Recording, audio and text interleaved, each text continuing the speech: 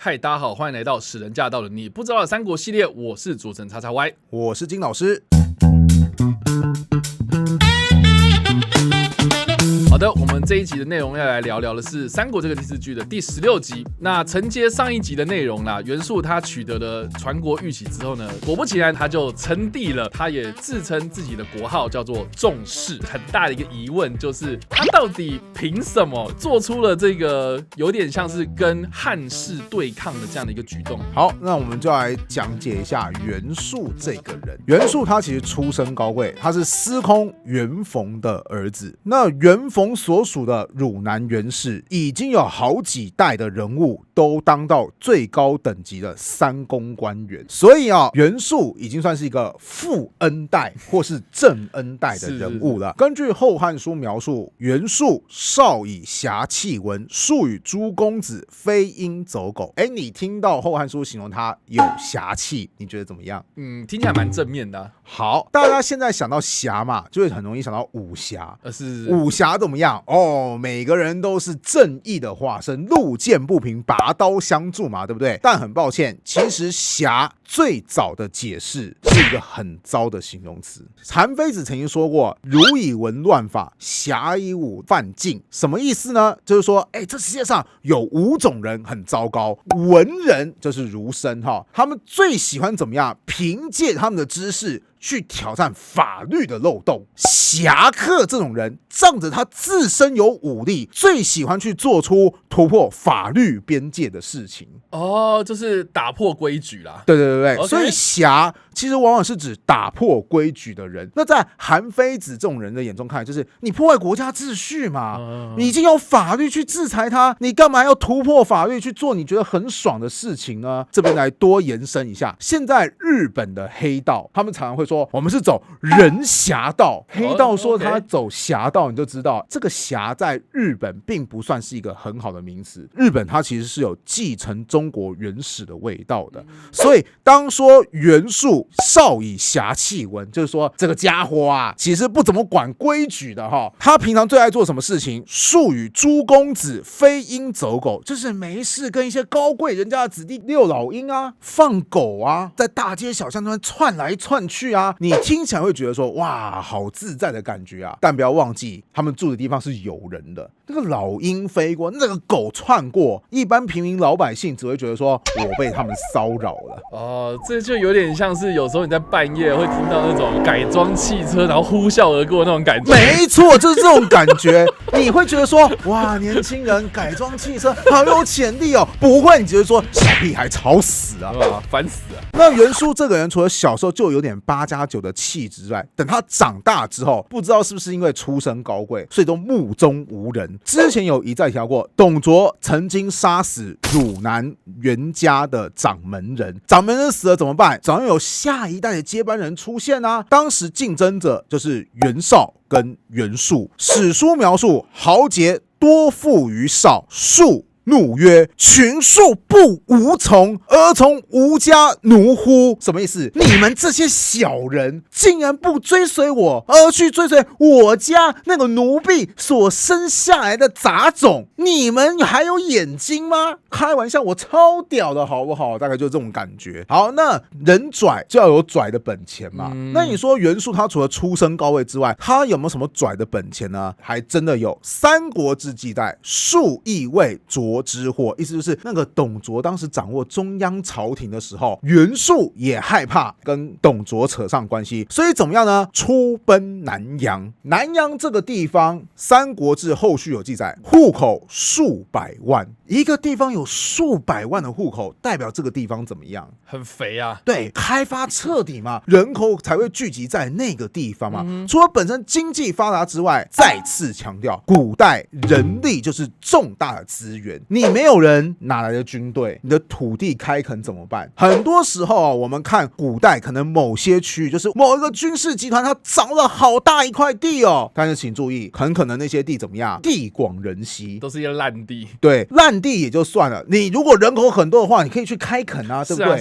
可是你地广人稀，你就连开垦的可能性都消失了。所以这个南阳户口数百万，就证明袁术他掌握一个发家致弑父的地盘。因此呢，我们看到《后汉书》有继续记载，数引军入陈留，屯封丘。什么意思？就是他大概就是靠着在南阳这个地方开始招募部队，招募部队之后怎么样呢？就开始向外扩张。向外扩张的过程当中，黑山余贼，这个黑山贼你可以想象成就是盘踞地方的一股军事势力，只不过他们已经不太服从汉朝政府的号令了，所以才会直接被人称为黑山贼。好，说回来，黑山余贼及匈奴、渔夫罗等左庶，就是当袁术带兵出征的时候，那些本来在地方上劫掠的黑山贼以及匈奴的单于渔夫罗，竟然带兵主动投靠，就证明说袁术这个人是很有威望的。威望的点在哪边？第一个，兵多嘛，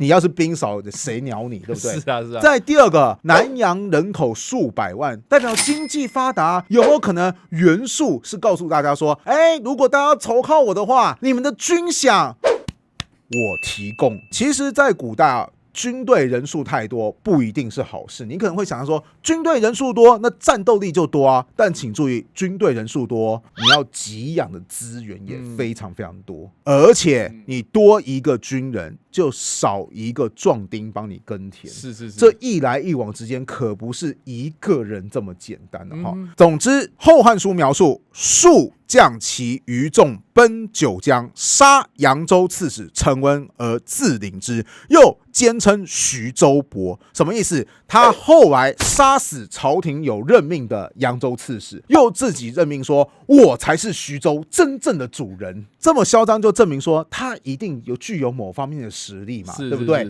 甚至后来李傕入长安，欲结束为援，乃授以左将军。就是李傕攻入长安之后，就觉得说，天下之间我总要找人一起缔结盟友关系吧。找谁呢？就找袁术啊。李傕为了示好，甚至透过朝廷的命令，任命袁术成为左将军。那我们看到这边可以看得到，袁术他的势力可以说是节节攀升。那我觉得除了我前面讲到的南阳人口数百万户提供给他的钱粮人口资源之外，还有个很重大的原因，就是他本身出身高贵啊，四世三公啊。你要想想看，他可能对某些人说，你还记得我的爸爸吗？我的爸爸以前曾经照顾过你哦。你还记得我的爷爷吗？我的爷爷曾经照顾过你的爸爸哦。你还记得我爷爷的爷爷吗？我爷爷的爷爷以前曾经对这个地方有恩惠哦。是。那其他人听到这边，难道不能给袁公子几分薄面吗？我觉得故事听到这边，我有几个感觉啦。是。第一个就是袁术，他就是含金汤匙出身的一个贵公子嘛。是。公子哥的性格。是。第二个就是因为他掌握了南阳这个肥沃的土地，所以他有很多的资源可以去运用。那也不难，就是听到之前我们前面几集的集数有讲到说，在各大诸侯关东联军去征讨所谓董卓的时候呢，袁术一直都是站在一个提供后勤的角色嘛，所以他有很多的资源可以提供这些部将去派兵遣将啊，他一定是有这样的一个资源做到这些事情嘛。是，那大概也是发展很顺遂吧，他开始越来越飘。这边要提到汉朝末年很流行一个政治预言，这个政治预言叫做代汉者当屠高也。什么意思啊？就是代汉者，取代汉朝的人，当屠高也。当屠高是什么意思？我也不知道，没有人知道。这个东西的出处，根据《后汉书》的描述，东汉皇帝刘秀那个时候还没平定天下的时候，他要对抗的一个军事势力，就是盘踞在四川，也就是巴蜀这一带的军阀，叫做公孙述。公孙述曾经想过说，我要不要自立为帝？结果呢，刘秀就写信告诉他说，代汉者当屠高，君岂高之身也？就是说，哎呀，要取代汉朝的人是屠高，那我觉得你不是，所以你千万不要自立为帝啊！当然后来公孙述不听，还是自立为帝，结果就被刘秀派遣大军平定了。好，从此以后开始出现一个很诡异的预言，就是刘秀你自己讲哦，你身为一个忠心汉室的皇帝，你喊出代汉者当屠高，这个屠高到底是什么意思？对啊，到底是什么意思？这就给予很多人的解释空间嘛，对不对？结果袁术就表示说，代汉者当屠高嘛，对不对？我就是那个屠高。至于原因是什么，他说袁术字公路，跟屠高很像，所以我是屠高。这也太会扯了吧？我不知道，反正我已经不知道这是什么神逻辑了哈。对，如果你会觉得说啊，这是哪门跟哪门，这样都可以扯上边，那我们来看袁术的硬实力好了。袁术其实后来有把他的部下找过来说，袭周氏凌迟，则有缓文之霸，就是以前东周天子的势力衰微之后，有那个春秋五霸的齐桓公跟晋文公嘛。是。齐桓公跟晋文公虽然不是天子，但实际上他们的权力已经比天子还要更加的强大了。秦师其政，汉皆而用之。今孤以土地之广，士人之众，欲袭服于齐桓，拟基于高祖，可乎？什么意思？就是说，继续讲历史啊，就是说，当年秦朝搞得天下大乱。你看嘛，就兴起了汉高祖刘邦，天命在他嘛，他就取代了秦朝，成为了皇帝。那如今我袁术看说，我的土地这么的广大，投靠我的人这么的多，我想来当一回那个齐桓公跟汉高祖，手下你觉得怎么样？很明显的就是现在汉末也是天下大乱啊，是。那我是不是就是那个代汉者当屠高的那个屠高呢？哪边可以证明？最起码我土地广大我人多势众难道我不是吗？我不配吗？那其实袁术的部下大致上就有回答他说，我劝你是最好不要这么做至于那个屠高没有人能说得准是谁，我劝你也最好不要轻易认为你就是那个屠高。然后袁术听了怎么样？没有当场发作，但是脸色很难看，就说走。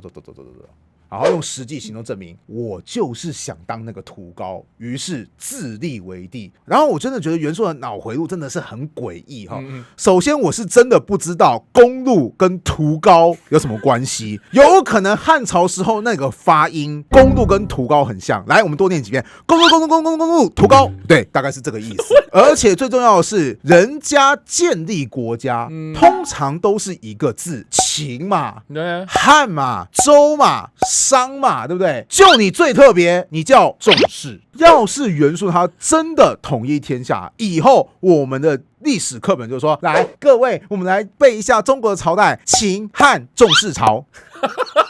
就你最特别，所以我才会说我搞不清楚这个袁术的脑回路，可能高贵的日子过久了，不是我等凡夫俗子能够测度的。再次证明贫穷限制了我们的想象。好，故事说到这边呢，我们回头看看史书上面对袁术的一些记载，不外乎就是对他有很多的负面评价。是，那我在想，是不是因为他自立为帝的这件事情，这个的行为不是这么的有正当性，所以他在历史上的评价都比较差呢？其实就是如此对你就想想看，你今天自立为帝，你就是乱臣贼子是道德上怎么会推崇你这样的人呢？可是电视剧跟演义里面就会跟他赋予一个神器，就是传国玉玺所以你看，这就是小说他编的优秀的地方，就会告诉你说，我代汉者当屠高，我哪边证明呢？你看我有玉玺，如果我没有天命，我不是那个屠高，我怎么会获得那个玉玺呢？这个玉玺就成为加强袁术心理建设的一个麦高分。等一下，那我就还蛮想问的历史上有很多自立为帝的人嘛，那为什么就是袁术好像形容像小丑一样这么的负面呢？